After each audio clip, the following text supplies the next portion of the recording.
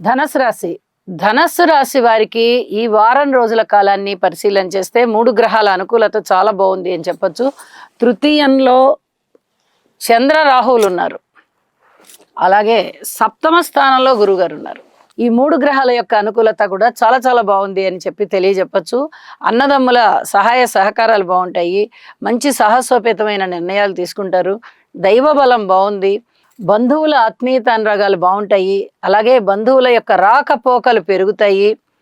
మిత్రుల యొక్క సహాయ సహకారాలు బాగా అందుతాయి మీకు.